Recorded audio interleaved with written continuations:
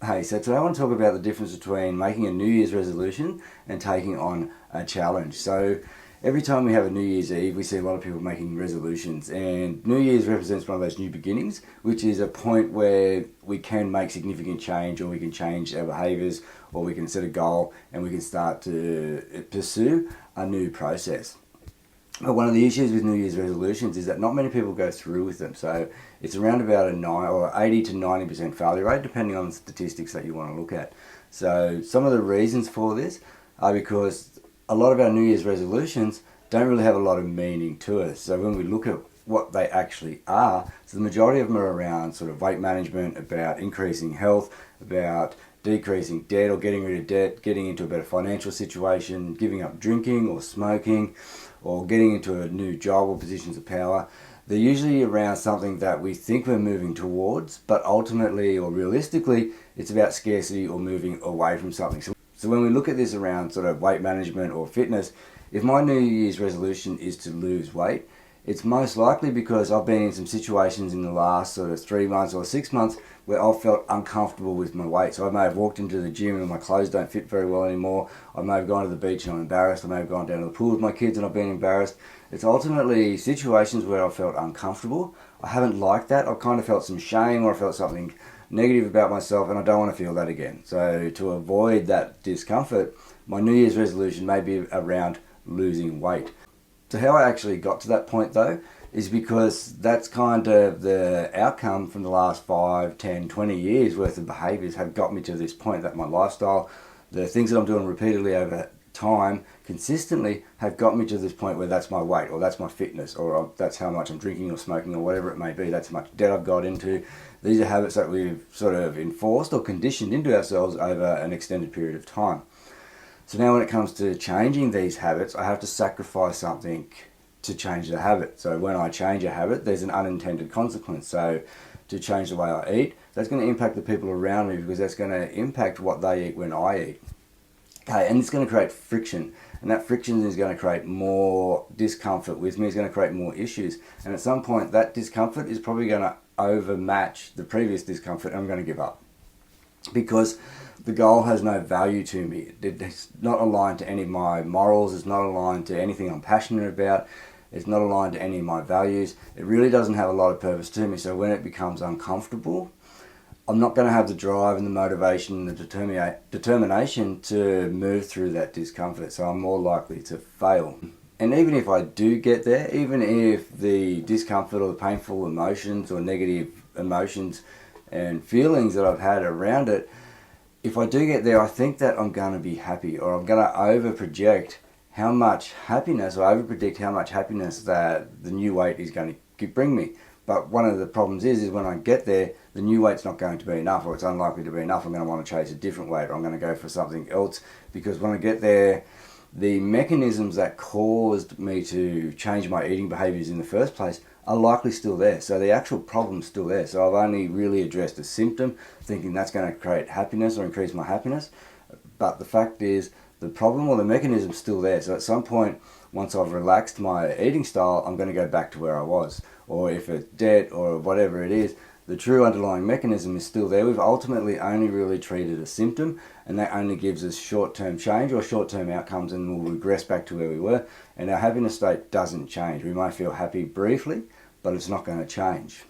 But when we think in terms of taking on a big challenge, however, if we find something that we're passionate about, and I've sort of spoken about passion before, if we find something that we're passionate about and we think in terms of taking on a big challenge, that actually primes us from top down to start to look for the information to take on that challenge. So it changes the way that we see information within the environment. So rather than trying to avoid things, we're actually looking for the information that we need, or we're looking for the cues that we need to start to progress in a positive direction. And that actually drives a lot of the motivation that we need to improve, and it drives the focus on looking for the things that we need to conduct the tasks that we want to do. It gives us a lot more mental strength and resilience so that when we do meet the friction points that behaviour change is inevitably going to bring, we're actually more likely to get through those friction points or adversity, because on the other side we know there's something that we want. And this is particularly more so if it's something that or a challenge that we're taking on which is bigger than us, or it's about something other than us. It's less about our identity or shame or moving away from something, and it's more about actually being a part of something or doing something bigger than us, because that gives us extra motivation. It holds us accountable, and we're more likely to move through friction because we see a lot of adversity or challenge or friction points in this circumstance as being more trivial, because our motivation to succeed and our willingness to go through that discomfort is a lot higher than most of the discomfort that we actually encounter. Whereas if we're moving away from something, the discomfort there can become higher than our original shame or discomfort from the situation or circumstances that we were under. So in the situation of fitness, for me, taking on a big challenge like going across Alaska or continuing to do extreme adventure racing or expeditions or whatever it might be, that's not so much about achieving a goal. That's more about seeing who I can become, trying to do things that are bigger than myself, really pushing myself. So that motivation is quite strong. And the challenges I'm going to confront doing that, I'm motivated to get over. And even when we look at the outcomes from that are going to tick off a lot of those boxes anyway, because I'm required to do more fitness, so my fitness is going to go up. Because my fitness goes up and I'm going to eat to try and improve my performance, my weight management is going to be easier. Okay, I'm going to drink less, I'm not going to smoke, I'm not going to do a lot of these negative behaviours that are associated with the discomfort anyway. So when we take on a big challenge, we'll find that a lot of our outcomes are positive anyway, just by the fact that we have to change those behaviours to get the challenge that we want, or get the outcome that we want with the challenge anyway, or to move in the direction that we want to move.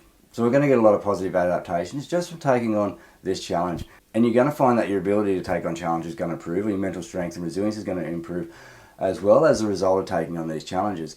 Because the more that we find things that we're passionate about and we start to pursue them, the more we're focused on looking at or overcoming problems that have real meaning to us, or stand in the way between us and where there's real meaning. And most of the things that we do at the moment, or most of the problems that people have in the moment, is that they're not doing anything that they're passionate about. So if they're not passionate about anything, if they're not doing anything that has real challenge, then the things that create issues or their friction points in life are going to be reduced down to the minimum amount of friction. So if we don't have anything that we're really focused on, then little things are going to become friction points for it. We're going to look at trivial issues because our threat response system is always going to be active. It's always going to find something to worry about. And it just goes down the list of things that are actual threats to things that aren't threats until we find something that is a threat to us. Where if we're confronting big challenges, then it's going to focus on these higher level things. So the little things that are distracting us now will be trivial in the future, and they're not going to worry us. So we're actually going to improve our ability to move past trivial issues or trivial challenges and concerns that are an issue to us now. But once we look at these big challenges and we find things that we're passionate about, aren't really going to concern us at all. So if you really want to get the best outcomes for the next 12 months, or any time you do a New Year's resolution, or any time where there's that point of change that gives you a new beginning, then think about it in terms of taking on a really big challenge, or setting yourself a really big challenge that you can pursue. Don't think so much about goals and outcomes. Think about taking on the challenge. Then think about the behaviours that you need to adopt, and think about how you're going to go about do that. Look at the smaller steps and start to move in the right direction, rather opposed to just thinking about trivial New Year's Eve resolution that you're not likely to pursue or achieve anyway, and that happiness is not really an outcome of that. It's something that is transient. It's something that we sort of experience in moments. It's not something that we have or we can pursue. But the more you pursue big challenges or things that you're passionate about, the more of these happiness or fulfillment experiences that you're likely to get.